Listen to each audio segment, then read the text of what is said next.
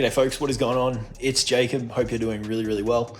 I was just sitting on the couch here getting a little bit of work done, watching the footy, having a nice glass of red on a Saturday evening. And I wanted to film a quick video, give you guys a little bit of a tip on an unusual content strategy that we've used for a while, is blended through what we do. Some of my clients use it to great effect, and it's something that I just don't see being deployed very often. And so I wanted to shine a light on it for you, so to speak, so that you can go and integrate it into what you do. It could eventually become your entire content strategy. I wouldn't recommend, if what you're doing now is working, throwing everything out and pursuing this, but start blending it through, and in particular, pay attention to the leads and the clients that come out of it, and not just the volume, but the quality and the types of relationships that are born out of creating this type of content. Okay, so in order for me to explain it, it's easier if I kind of back up and talk about what the majority of people do, and then we can kind of contrast it to that, because it's really the inverse,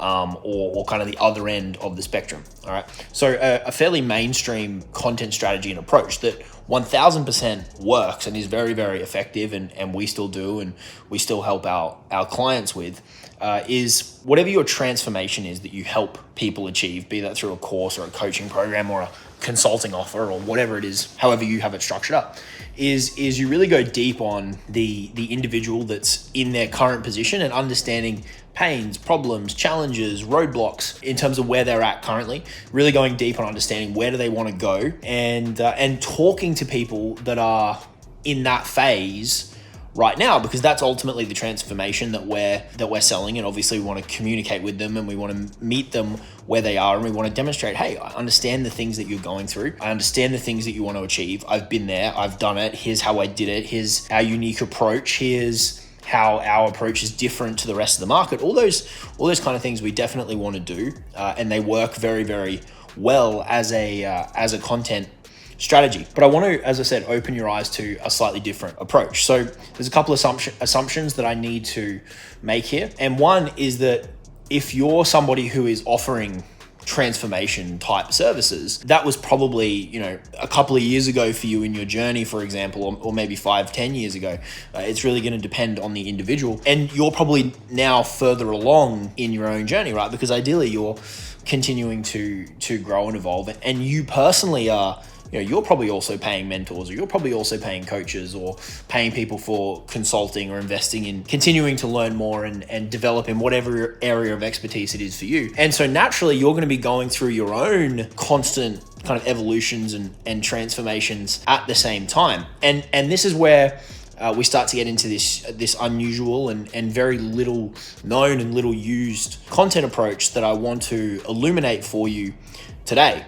Okay, so if currently all of your content is geared around looking back at where your audience is, right, and then talking about your stories and stuff like that from the time that you were in that period in your journey when you originally went through that transformation, right? Let's say you're currently making, say, 60K a month, and you're a business coach, and you're helping people go from 0 to 10 or 0 to 20, right? And you now at 60, 70,000 a month are looking back and going, these are the challenges that you'll probably face from 0 to 10, 0 to 20, whatever. Here's how I did it. Here's why I recommend this method. Here's how it's worked for my other clients, all this kind of stuff. You're looking back, right? But now you at 60, 70, let's say you're pushing to try and get to 100, 120, 150. You're going through your own evolutions, your own lessons, your own learnings and challenges and frustrations in growing from 60 to 70 to 120, 130, 140, 150. What I want you to do, and this is where we get into this new content strategy, I want to make sure that you are talking about the things that you are currently going through in your business,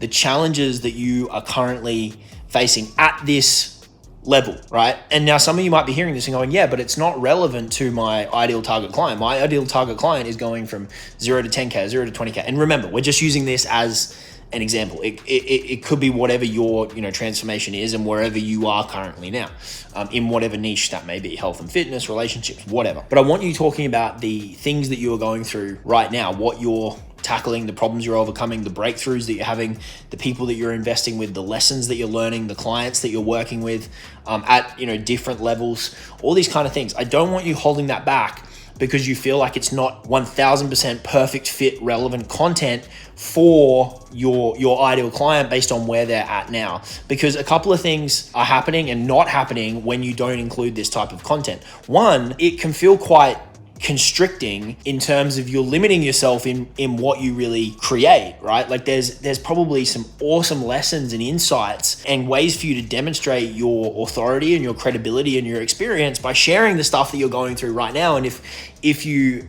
say to yourself, I can't share that because it doesn't immediately fit for my ideal client who's back here, you're really limiting yourself in terms of the content that you can share, which may take some fun out of the content creation process. And as someone who's been creating content nearly daily since 2018 and creates content daily, it has to be fun, right? You have to enjoy it. You have to do it in your style, right? You have to feel comfortable hitting play on the camera or sitting down and typing, and it needs to be enjoyable, and it needs to feel light, and it has to flow and feel aligned. Otherwise, it's really, really hard to do it consistently. So one thing that it's going to allow you to do is I think it's going to unlock this whole new world of content for you that's going to be more exciting for you to share. So that's number one thing that's going to happen. And that's great from an internal perspective because it'll make content fun again, which is going to flow back into the content that you do create that's more kind of perfect fit for your ideal client. So keep that in mind. It'll really serve you well in that regard. The other thing that it's going to do is it's going to demonstrate to people, hey, this person is still growing. This person is still learning. This person is hungry. This person is motivated, right? And that is a very, very magnetic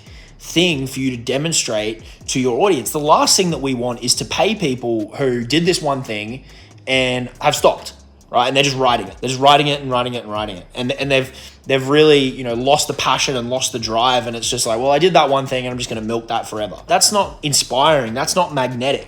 But the inverse of that is, right, which is probably where you're at.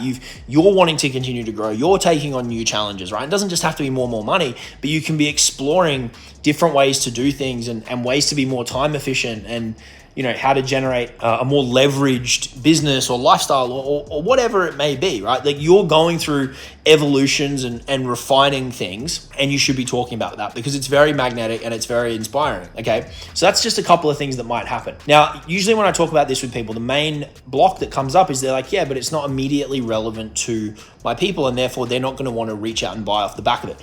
And partly that's true, but partly that's also very, very, very, very wrong. And let me explain to you why. It's partly true because there will be a portion of the people who are in that original position that you normally try and communicate with who are like immediately not thinking at a certain level, and they're going to go, this isn't relevant to me because I'm nowhere near that, and they're going to block it out. Yes, true, that will happen. But there is also going to be a portion of people in your audience who are really long-term thinkers, who have really big visions about the things that they want to achieve, and they're going to be really interested in hearing about the challenges that you're going through at this level, the light bulbs that you're having, the insights that you're having, the experiences that you're going through at this level, because they will get there too at some point, and they're really strong in their conviction that, hey, that will happen for me at some point. And this isn't irrelevant to me because I'll get there one day, okay? And this is where we get into this being a really potent strategy for you, even though it's not quote unquote perfect fit content, is that those people are going to be really inspired and really interested to work with you for the long term because they see that initial transformation where you're spending most of your time talking about in your content as just one step on the path. And so if you, like me, want long-term clients who you work with for years and years and years and years, and you can really go on a journey together and continue to evolve, this type of content is amazing because they can see a long path together. Okay, so consider this video one, hopefully showing you a slightly different content approach. You may be doing this, but you didn't quite realize it. So maybe it kind of sets the light bulb going for you. Two, if you hearing this and you're like, oh, that's kind of cool, consider this permission. Go and give it a try. And pay attention to the people that come out of the woodworks and the types of relationships that you have with them. And if you've never thought about this, go and give it a go. I would encourage you to. And if at the very least, this kind of liberates you to get a bit more adventurous and kind of open with your content and the content creation process, that it becomes more fun for you, then it's going to serve you really, really well anyway. Okay, so quick little recap. Don't just talk about the problems and the challenges of your ideal client where they're at now. open up the bandwidth of your content and talk about the journey that you're going through, your continued learning, your continued evolution, your goals, your challenges, your insights, your experiences that are happening right now. And I think what you're going to find is you're going to pull people from the audience who, while they may not be in that place right now, they've got a long-term vision. They want to work with you on that first milestone, which is where you're spending most of your time. And then boom, once you've done that, you guys can keep growing together. And that's where you can develop some really, really cool long-term client relationships. Okay, hopefully you got some value out of this one. Interested to see what you do with it. Have a fantastic, fantastic day. I'm going to finish my glass of wine, finish this game of footy, and enjoy the rest of the weekend. Have a good one. Cheers.